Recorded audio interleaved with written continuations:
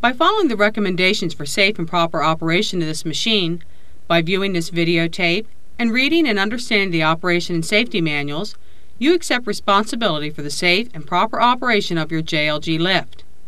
This presentation does not relieve the user, operator, from the responsibility of obtaining, reading, and fully understanding the applicable operation and safety manual and other information provided by the manufacturer and your employer. In addition, the operator and employer are responsible for complying with federal, state, local, or provincial rules and regulations covering the proper use and operation of this product. The Operation and Safety Manual, a safety handbook, and a copy of the ANSI Responsibilities, ANSI A92.6, can be found in a plastic compartment located on the platform. These documents must be kept with the machine and, if not available, may be obtained by calling 877-JLG-SAFE, 877-554-7233. Before each use, a walk-around inspection must be conducted to make sure that there is no visible damage, loose or missing parts, excessive wear or fluid leakage. The Operation Safety Manual contains a complete inspection procedure that must be followed. This inspection includes the following: the drive and caster wheels and base frame, the mast installation including the mast chains, electrical cables, and sequencing cables, the platform assembly including the mast cover, platform controls, guardrails, and entrance gates, the ground control module, and the following items which can be found under the front cover: the battery charger, the hydraulic motor pump and reservoir unit and control valve, and the manual descent valve. Check under the machine for loose or missing parts as well as any fluid leaks indicating possible damage to the machine. Also include the following as part of the walk-around inspection: placards. Keep all information and operating placards legible, clean, and unobstructed. Make sure none of the decals or placards are missing and that all illegible decals and placards are cleaned or replaced. Protect when spray painting or shot blasting to maintain legibility. Ensure that copies of all applicable manuals, the Operation Safety Manual, the Safety Handbook, and the ANSI Manual Responsibilities are in the manual storage holder. Ensure that all periodic inspections and maintenance has been completed as outlined in the Operation Safety Manual for your specific JLG aerial lift. Check the machine for modifications to original components. Ensure that any modifications have been approved by JLG. Ensure overall cleanliness. Check all surfaces for leakage, oil or battery fluid, and foreign objects. Inspect the machine structure for dents, damage, weld, or parent metal cracks or other discrepancies. You should start each day with fully charged batteries. Don't smoke or have any open flames when recharging. If there is any evidence of a problem, shut down the lift, remove it from service, and notify the proper authorities. A function check of all systems must be performed after the walk-around inspection is complete. The machine must be positioned on a smooth, firm, level surface in an area free of overhead and ground level obstructions. Read, understand, and obey all danger, warning, and caution placards and operating instructions on the machine and the applicable manuals prior to operation. Do not operate the machine until you've done so. Before operating the lift, verify that you are using the proper personal protective equipment. While neither ANSI or OSHA require the use of approved fall protection devices when using self-propelled elevating work platforms, JLG recommends that personnel in the platform of the 10 MSP lift use an approved fall protection device with a lanyard attached to the authorized lanyard anchorage point while operating this machine. JLG 10 MSP lifts are equipped with control panels that use symbols to indicate control functions. Refer to your Operation Safety Manual for information on these symbols and their corresponding functions. Now complete a function check of the machine from the ground controls. The power select switch is a 3-position switch that provides power to either the ground or platform controls. The red emergency stop switch button shuts off power to all functions when depressed. Turn the button clockwise to reset the emergency stop switch.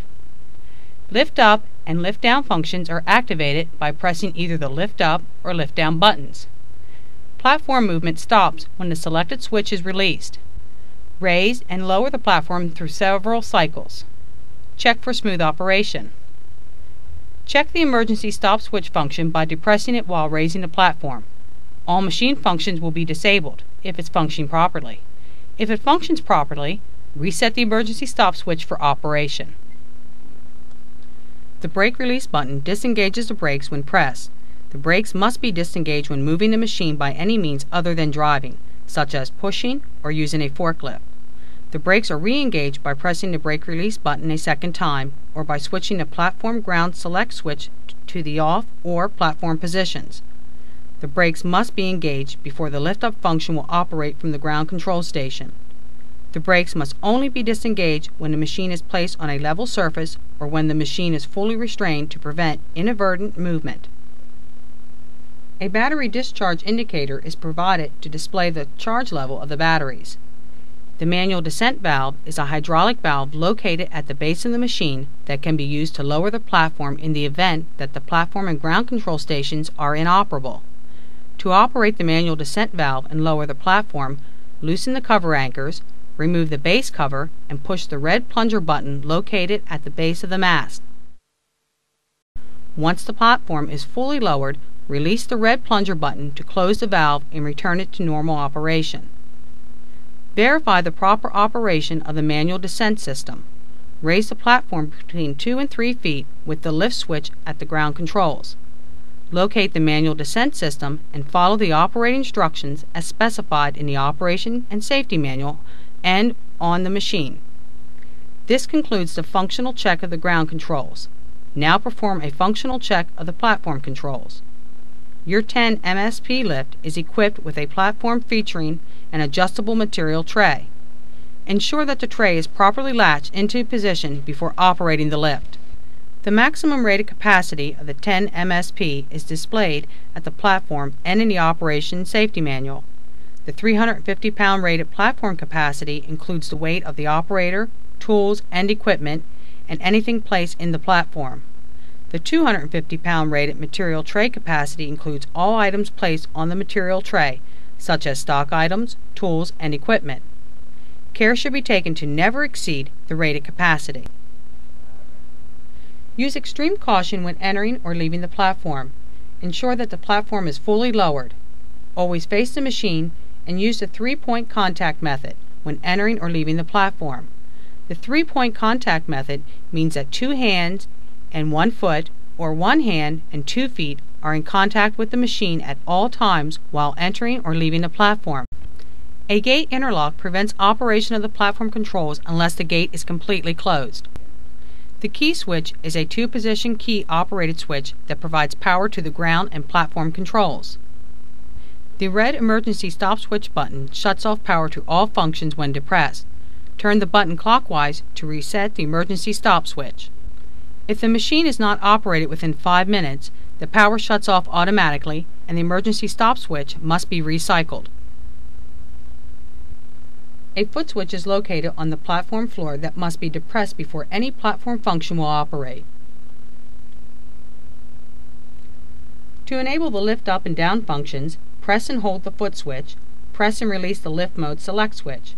Within 5 seconds, use the joystick in conjunction with the enable trigger switch position on the joystick to control the lift up and lift down functions.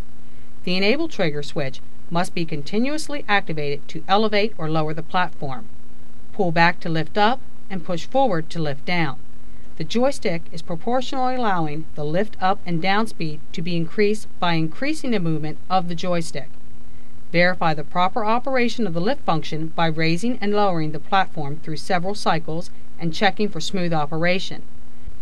Never slam a control switch or lever through neutral to an opposite direction. Always return switch to neutral and stop before moving the switch to the next function. Operate controls with slow and even pressure. When elevating, the platform will automatically stop moving when the maximum height is reached. When the joystick enable trigger switch is released, the joystick is returned to the neutral position or the foot switch is released. Before lowering the platform, always check the area below the platform to make sure it is clear. Always lower the platform to the fully lowered position before exiting the platform. Check the emergency stop switch function by depressing it while raising a platform. All machine functions will be disabled if it's functioning properly. If it functions properly, reset the emergency stop switch for operation. If any function selected does not stop when intended, push the emergency stop button. Then, if the platform is elevated, seek the assistance of someone to lower the platform using a manual descent valve located at the base of the machine. Immediately notify the appropriate personnel and remove the lift from service until the problem has been corrected. To enable the drive function, press and hold the foot switch, press and release the drive mode select switch. Within 5 seconds, use the joystick in conjunction with the enable trigger switch positioned on the joystick to drive forward or reverse and steer. The enable trigger switch must be continuously activated to drive the lift. Push forward to drive forward and pull back to drive in reverse. Moving the joystick to the left or right will steer the machine in the direction selected. The joystick is proportionally allowing the drive speed to be increased by increasing the movement of the joystick. Check the drive function for proper operation by driving forward and reverse. Evaluate the steer function. Steer left and right and check for proper operation. With the platform in a stowed position, check that the drive brake holds when the machine is driven up and stopped on a grade. The grade must not exceed the rated gradability as stated in the Operation Safety Manual for the applicable JLG lift model. Ensure that all drive and/or lift cutouts operate properly. The lift is equipped with a tilt sensor and lockout function that disables the elevation control when the lift is positioned on a slope greater than 1.5 degrees. With the platform elevated, the drive control is disabled when the lift is driven on a slope greater than 1.5 degrees. Consult the specific model and country specifications in the Operation and Safety Manual to determine the cutout settings of your specific unit. The maximum drive speed can be adjusted by using Drive Speed Setting Selector toggle switch on top of the joystick to reduce or increase the maximum drive speed. The maximum drive speed can be adjusted to a maximum of 4 miles per hour with the platform fully lowered. When the platform is elevated above 1 foot, the maximum drive speed is automatically reduced to 0.6 miles per hour. If the maximum drive speed does not reduce when the platform is elevated above 1 foot, shut down the machine, remove it from service, and notify the proper personnel. In addition to these controls, a battery discharge indicator is provided to display the charge level of the batteries. When the battery discharge indicator shows a battery level of 3 bars, the bars flash and an audible beeping system begins.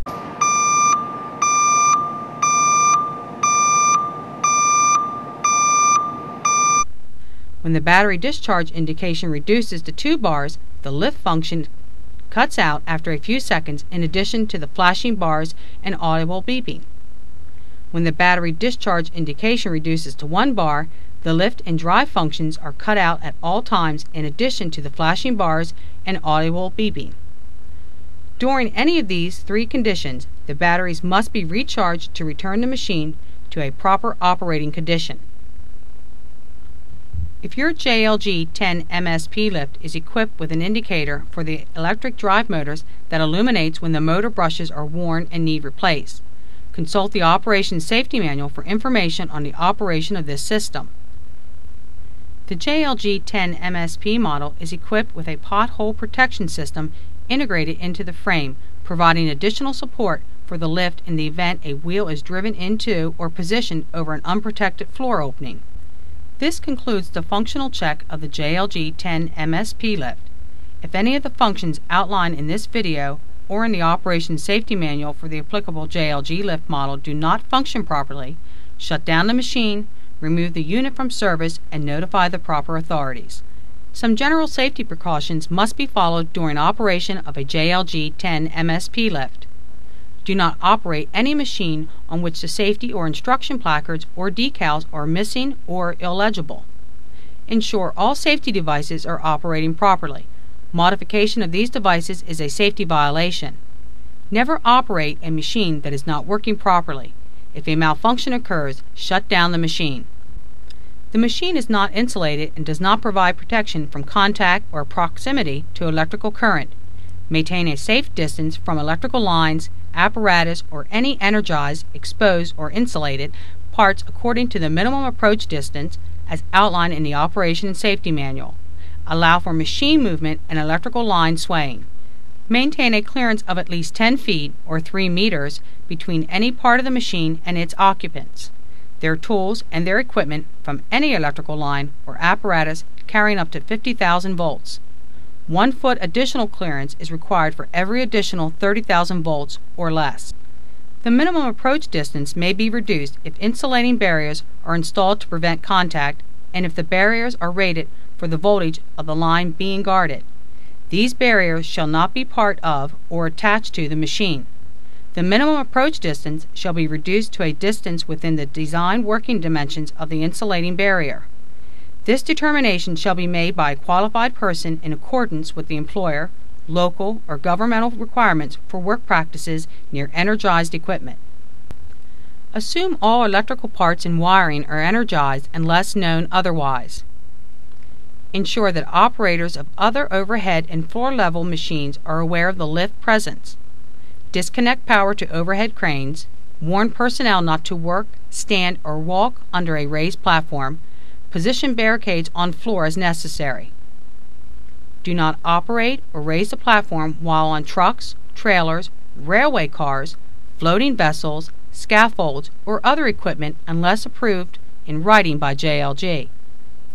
Do not elevate the platform or drive with the platform already elevated while on a slope or on an uneven or soft surface.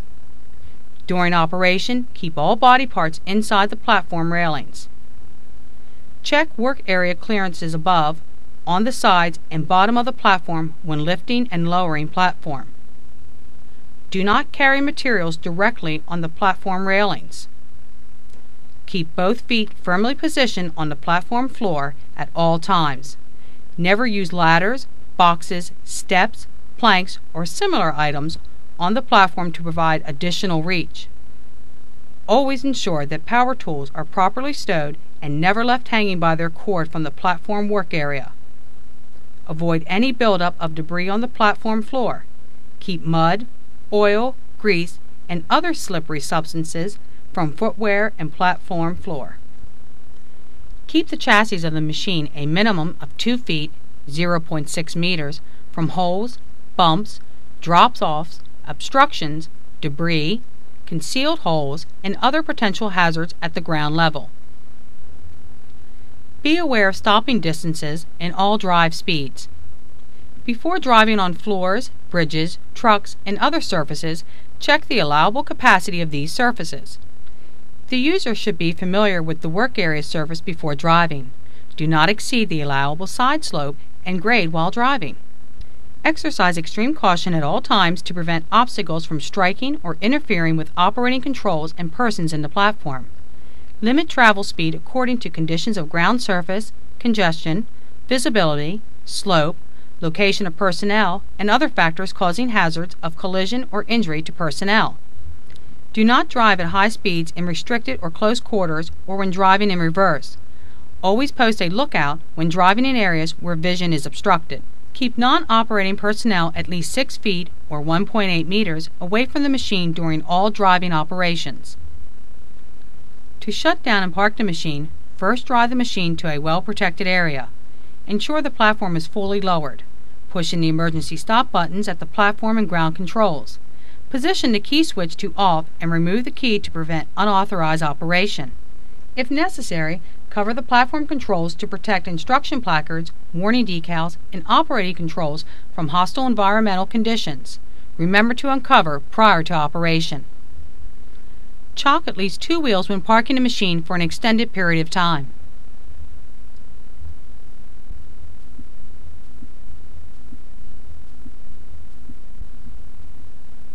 Always charge the battery in a well-ventilated area. The 10 MSP lift is equipped with an automatic battery charger that will stop charging when the battery is fully charged. The battery can be charged daily without concern for overcharging and damage to the battery. To charge, plug one end of an extension cord rated for 15 amps into the charge plug receptacle at the rear of the lift and the other end into a standard 110-volt outlet. The charger will perform a diagnostic check of the battery's charge level and, with lights on the face of the charger, will provide an indication of the status of the battery's charge level.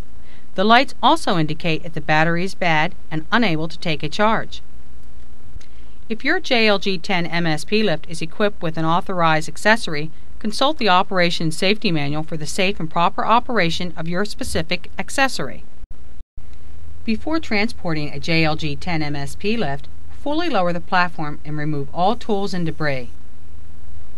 Never allow personnel on the platform while moving the machine by any means other than driving. Other than driving the machine, a JLG 10 MSP lift may be transported from place to place by pushing it on its base wheels, moving it with a forklift truck, or transporting by truck or trailer. Prior to moving the machine by pushing or using a forklift, the brakes must be disengaged. The brakes must be re-engaged after moving the machine. The brakes must only be disengaged when the machine is placed on a level surface or when the machine is fully restrained to prevent inadvertent movement. When using a forklift truck to move a JLG 10 MSP lift, the forklift pockets on the base frame must be utilized. When traveling over rough terrain, go slowly. Tilt the forks so that the machine will not slide off of them. Follow all precautions outlined in the forklift manufacturer's operator and safety manuals. When transporting the machine by truck or trailer, refer to the Operation and Safety Manual for proper loading, unloading, and tie-down procedures. The truck or trailer used for transport must be rated for the weight of your machine and must be on a level surface while loading. Never load or unload while on a slope. Once again, it's important to complete your work safely using the JLG 10 MSP lift. To do so, you must use the information provided in this presentation, the Operation Safety Manual, the decals on the lift, employer rules, and common sense. If you require further clarification on any portion of this video presentation or the safe operation of your JLG lift, contact the Product Safety and Reliability Department at JLG Industries Incorporated at 877 JLG SAFE, 554-7233, or via email at productsafety@jlg.com.